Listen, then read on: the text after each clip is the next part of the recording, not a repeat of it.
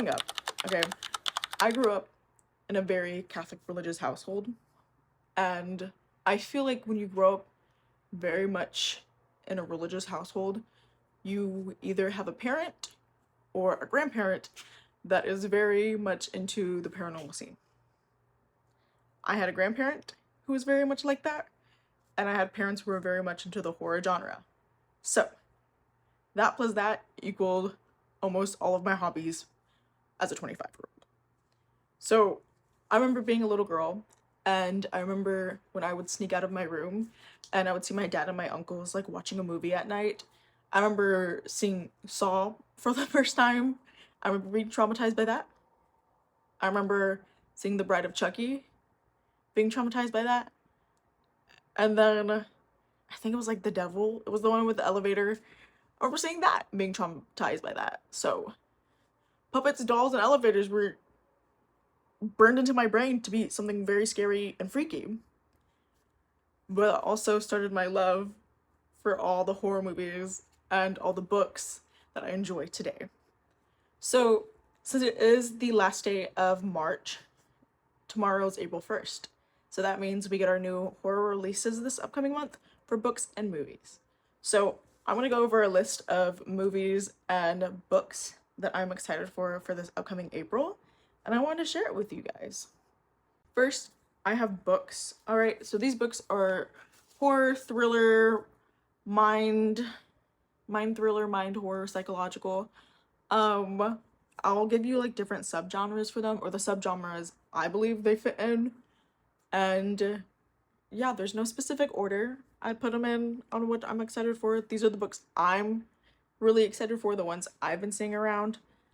I give you the date, the author, all that. But the first one is The Caretaker. You've probably heard of it, by Marcus Kyler. It comes out April 21st. It is the same author that wrote We Used to Live Here. So that book is also on my TBR. I have yet to buy that one. I always see it, and I believe it's about like a couple that moves into a house, and like this weird family keeps like trying to be like, hey, can I go visit my house? And they'll like kind of stalk them. But The Caretaker is about a woman who is a house sitter for this like really rich family, I believe, and she is trying to just get a little bit of money, and seems very chill, seems very easy. It's house sitting, but the family is kind of weird. They like give her like specific rules on how to take care of the house and how to, I believe, like something about nighttime, okay? Which is obvious, like you're gonna have specific rules for the house you're sitting for, but these rules are a little weird, okay? And they warn her about these things that could possibly come out at night. I don't know if it's humans, I don't know if it's ghosts, I don't know if it's monsters, but we're gonna find out April 21st. The next book I'm super excited for is Femme Feral by Sam Singer. I'm not good with last names. Y'all know I'm not really good with author names. But Femme Fatal comes out April 9th. Alright, it is my favorite type of subgenre. Girl turned to werewolf. Girl turned to monster. Anything about a woman who's going through menopause, her period, pregnancy, and it turns into a monster, I'ma read it. Okay, something about it. I love it. Hits every time. So, it is about a woman named Ellie dealing with the hardships of dealing with being a CEO, like running a company, and going through like a midlife crisis because I believe she's like 49. And what she believes is normal menopause is like her fingernails are getting longer, she's growing hair in weird places, she's getting hungry for specific meat, and this is only happening once a month. So she's like, is it my period or am I going through menopause? But it reminds me of the book Night Bitch, that's what it's called.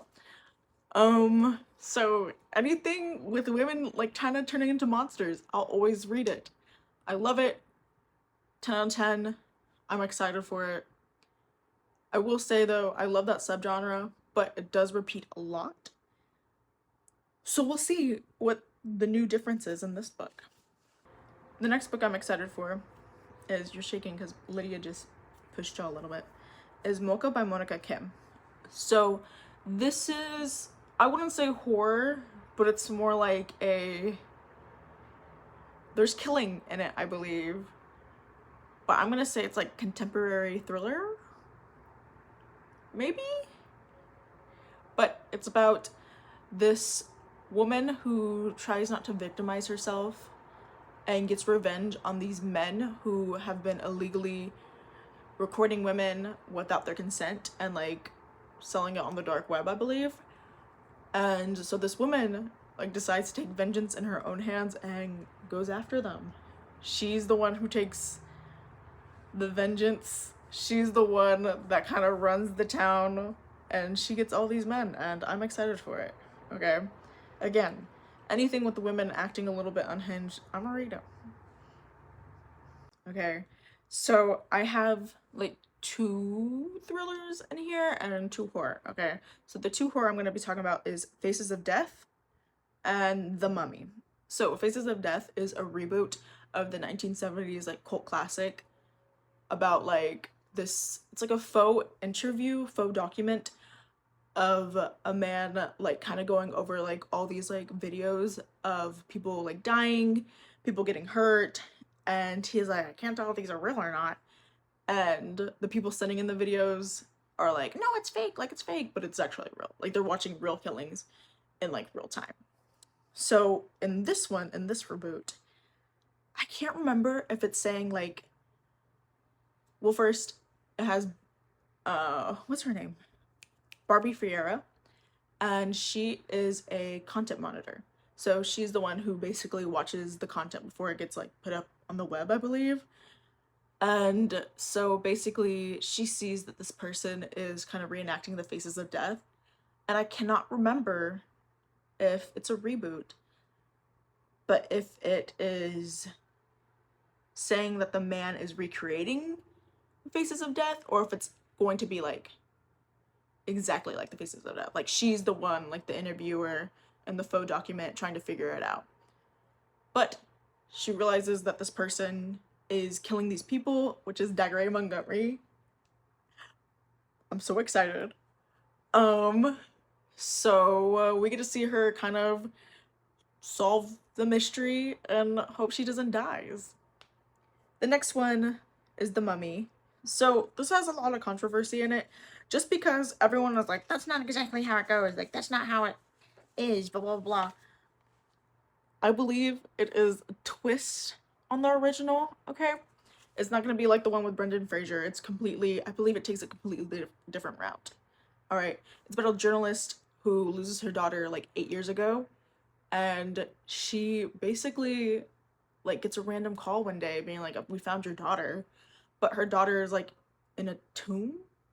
And like obviously, in my opinion, I get it, 8 years ago she's gonna look different, but she looks completely dead. So this one is kind of predictable in my opinion, but I'm excited for it because I really like The Mummy with Brendan Fraser, so I'm obviously gonna watch this one. Even though it's different, I'm excited. But little girl comes home and they realize something's wrong, obviously. So those are like the 2 horror, gory-ish. I believe Faces of Death is going to be a lot more gory than The Mummy. I believe The Mummy will take more of a cryptid supernatural element. But the next 2 are more like thrillers. Well, the first one is like a thriller cult, I want to say.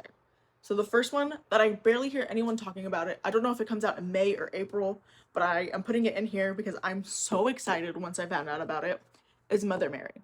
It has Anne Hathaway, and basically what it is it's a A24 film.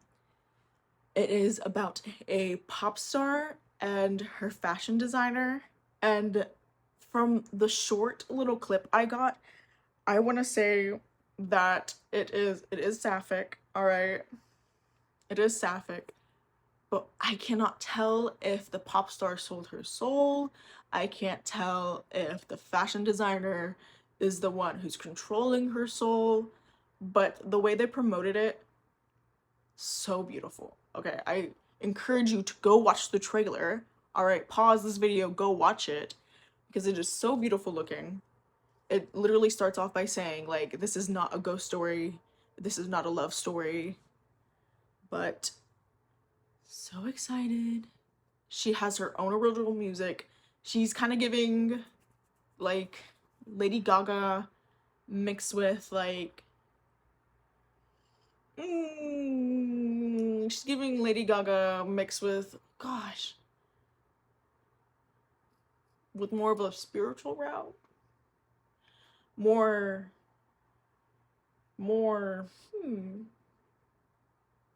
I don't know. I don't know how to describe it. I had it on the top of my head the other day. It's giving Lady Gaga. Her outfits are. Okay? Her voice. Anyone who knows Anne Hathaway's voice. Beautiful, perfect. I'm so excited. Lady does not age. Does not age. She looks the same as she did in Ella Enchanted. I'm not surprised. So our very last one. Everyone knows about this one as well. The drama. So I know it's not horror, but I'm classifying it as a dramatic, suspenseful thriller because I believe there's a murder involved. Or attempted murder. But you know, it's the one with Zendaya and Robert Pattinson. So apparently it's a married couple who finds out a dark secret about Zendaya. And they're trying to cope with how to deal with that secret. I've heard so many theories about what she did to make them be like, oh, I don't know who you are. Like, I really deep dive on Reddit. Like, I was really trying to figure out what did Zendaya do to make Robert Pattinson be like, ooh, I don't know if we can get married anymore. But I know the world is super excited for this because it has MJ, Rocky from Shake It Up, and freaking Batman Edward Cullen in it. Everyone's excited for it. I'm excited for it. And they make a beautiful fake couple. But I mean, it did include it just for the little murder aspect. And because it is another A24. So that is it for this video. I know it's kind of short, but those are only like 3 movies, 3 books. Easy peasy. 4 movies, I lied. But if you like this kind of content, like me just yapping about books and movies, comment down below, leave a like, because I kind of enjoy yapping about this type of stuff. But yeah, until next time.